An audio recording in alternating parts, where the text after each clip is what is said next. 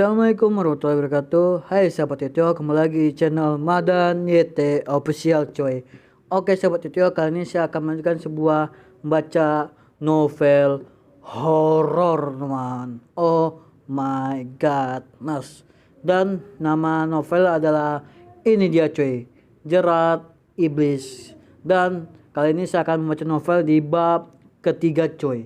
Dan kita langsung aja mulai membacanya di bab ketiga. Di bab ketiga ini kita akan masuk di sebuah judul yang bernama Khawatir. Nggak tahu ini apa judulnya, aneh kok namanya Khawatir ya. Kan judulnya horor, tapi kok malah khawatir coy. Saya tidak tahu. Dan kita langsung lanjut aja. Bab 3, Khawatir. Hari berganti hari. Kehidupan rumah tangga Ningsi dan Tommy berjalan lancar. Namun Tommy mulai menaruh curiga, atau tepatnya merasa ada yang aneh. Mungkin karena setiap bercinta Bima yang mengambil alih tubuhnya. Oh, setiap Tommy bercinta dengan si Ningsi, dia merasa aneh. Kenapa setiap dia bercinta kenapa kok Bima yang mengambil alih tubuhnya si Ningsi, si Tommy ini. Si Tommy ini merasa dia kan bercinta, tapi dia nggak merasa kok dia bisa menyentuh badan Ningsi. Padahal di tubuhnya Tommy itu bukan dia, ternyata si Bima Jin ini coy. Dan kita lanjut lagi. Dek Ningsi, kok aku heran ya, sejak awal kita menikah aku selalu ketiduran kalau malam. Mas belum jadi menjamamu. Maaf ya dek, ucap Tommy yang merasa bersalah. Perkataan Tommy itu justru membuat Ningsi deg-degan. Ningsi takut kalau Tommy sedang sadar tentang adanya Bima. Wanita itu mencoba mencari alasan takut jika pertanyaan Tommy semakin meluas. Mas Tommy kan capek bekerja. Lagi pula Mas selalu memanja aku dan Wahyu. Mas jangan berpikir aneh-aneh. Ya, adek cinta Mas Tommy, jawab Ningsi dengan manja sambil bersender di pundak Tommy, mengharap lelaki yang menjadi suaminya itu luluh dan tidak curiga.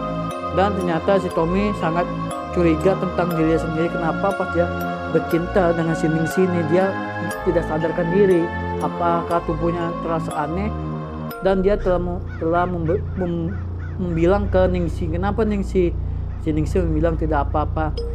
Dan si Ningsi ini meluluhkan hati si Tommy ini supaya dia tidak curiga bahwa dia dirasuki oleh jin Bima ini coy.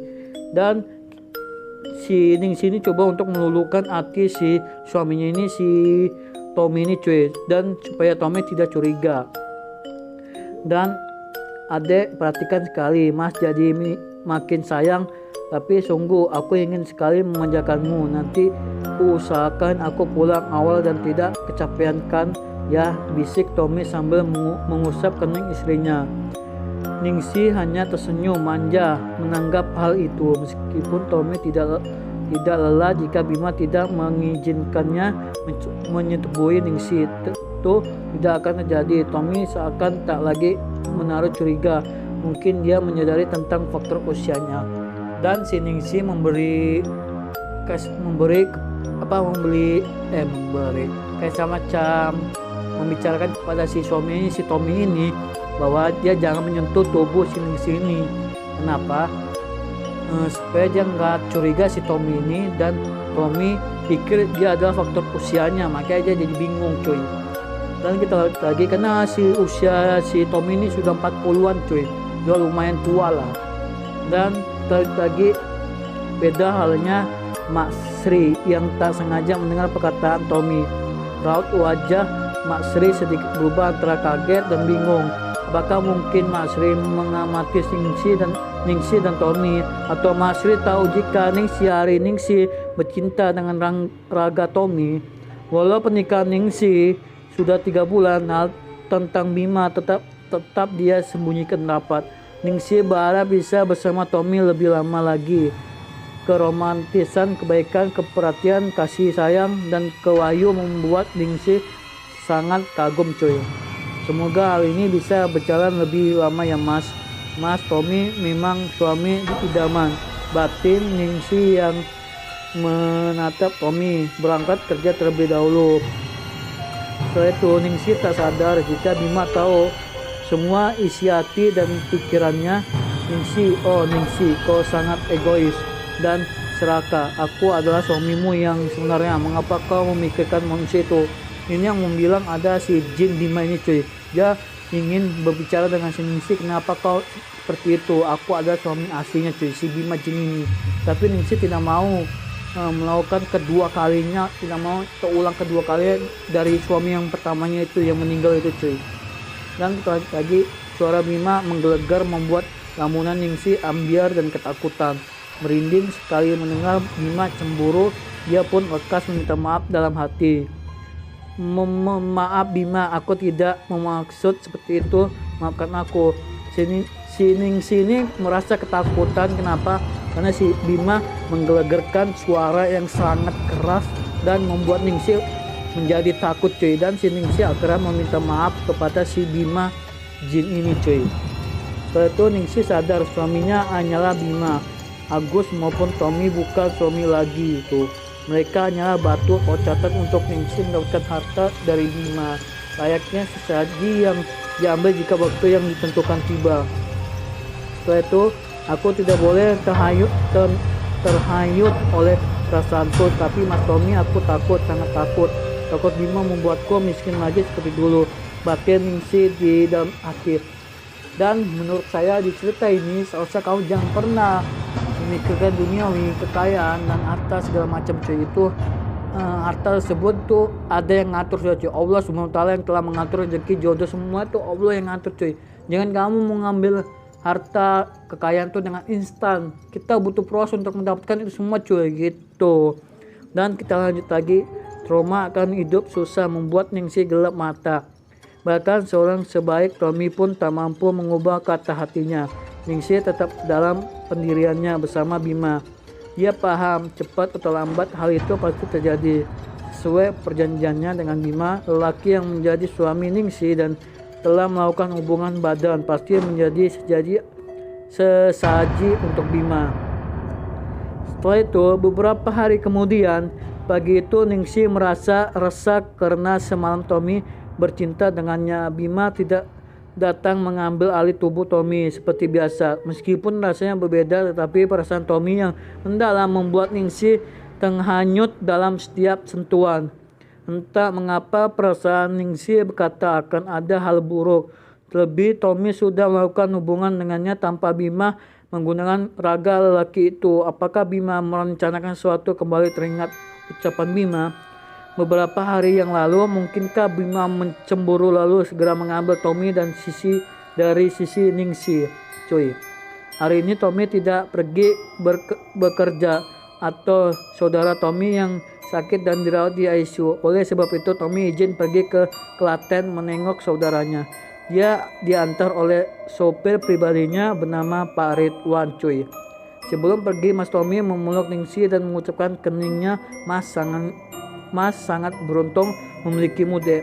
Ya Mas, Ningsi juga beruntung memilikimu Mas, jawab Ningsi yang menatap kepergian Tommy.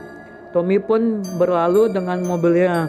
Ningsi hanya bisa terharu dan merasa takut melepaskan pergi kemana Bima berkata. Si Ningsi ini sangat takut coy. Kenapa?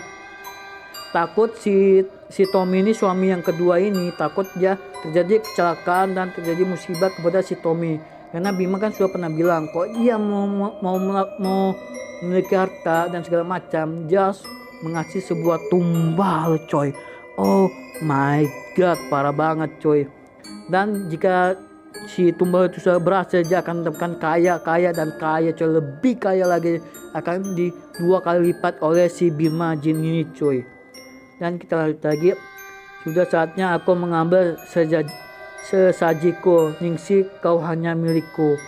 Kalimat itu jelas menggambarkan ketakutan Ningsi selama ini. Tuh betul kan? Akankah Tommy berakhir tragis seperti kecelakaan yang terjadi pada Agus? Ningsi sangat takut dan khawatir. Bagaimana perjalananmu Mas? Meski pergi dengan Pak Ridwan, sopir pribadimu, aku tetap cemas memikirkanmu. Guman Ningsi yang berjalan tak tentu arah di dalam rumahnya. Mas Ri yang melihat Ningsi mondar-mandir di ruang tamu pun menempuk pundak Ningsi dari belakang hingga Ningsi kaget. Ada apa Bu? Kok terlihat cemas dari tadi? Mak, kaget aku. Aku tidak apa-apa, hanya perasaanku saja kurang enak badan. Mungkin masuk angin. Wahyu sudah tidur siang, Mak, jawab Ningsih. Sebarin mencoba mengalihkan pembicaraan. Sudah, Bu, apa mau dikerokin, Bu?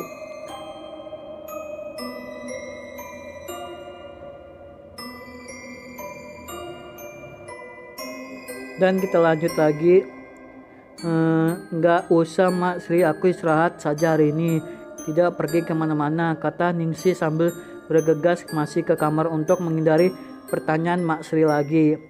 Warung-warung mie ayam Ningsih memang bertambah banyak. Sebenarnya bangunan dan style sudah berubah lebih kekinian. Orang zaman sekarang menamai dengan istilah restoran atau kafe, cuy. Namun bagi Ningsih itu hanya warung-warung saja. Berbagai manusia biasa, dia mempunyai impian dan cita-cita yang lebih tinggi, tidak hanya berhenti di warung mie ayam dan jamur. Meskipun Tommy juga kaya raya, tetapi sejak awal Ningsih tidak ingin pindah rumah karena lebih nyaman di rumah yang dia beli sendiri. Oleh karena itu Tommy tidak mempersalahkan untuk tinggal di rumah Ningsih. Tommy sudah menjatuhkan ahli warisnya kepada Wahyu, walaupun hanya anak tirinya, cuy. Bagi Tommy tetaplah anak kandung, meskipun hal itu karena Tommy tidak bisa memiliki keturunan. Semoga semua baik-baik saja ya, Mas Tommy. Aku merindukanmu sungguh. Ningsih memandangi foto pernikahannya di dalam kamar, terpapang rapi di dinding. Hawa panas yang Ningsih rasakan membuatnya semakin gerah. Dia putuskan untuk mandi sejenak, menghilangkan kegelisahan dan kegerahan. Menyalakan shower dengan air segar yang menguncur ke tubuh hendaknya menggosok setiap inci tubuh mulusnya. Ningsih hanya berharap semua akan baik-baik saja. Selesai mandi, Ningsih bergegas memakai pakaian, lalu sejenak rebahan di ranjang. Dia ambilnya gawai yang berada di sudut meja. Ternyata ada beberapa panggilan tak dijawab dari nomor tidak dikenal. Perasaan Ningsih semakin tidak karuan. Ningsih segera menelepon balik, berharap bukan hal yang buruk. Siapa ya menelepon berkali-kali, kata Ningsih. Pasti bukan Mas Tommy. Dia hanya memiliki satu nomor ponsel, batin Ningsih sambil menunggu teleponnya diangkat oleh orang tersebut. Tut, tut, tut. Hello. Telepon itu pun tersambung suara seorang lelaki tengah membuat Ningsih khawatir. Dan bagaimana dengan cerita selanjutnya? Kalian saksikan terus cuy di konten ini, cuy. Konten yang sangat menarik dan menarik. Kisahnya sangat gila, cuy. Sangat membingungkan bagi saya. Kisah-kisah yang sangat mengharukan bagi si Ningsih.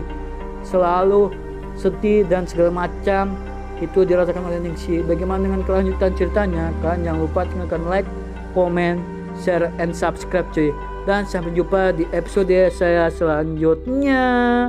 Bye bye. Wassalamualaikum warahmatullahi wabarakatuh. Bye bye.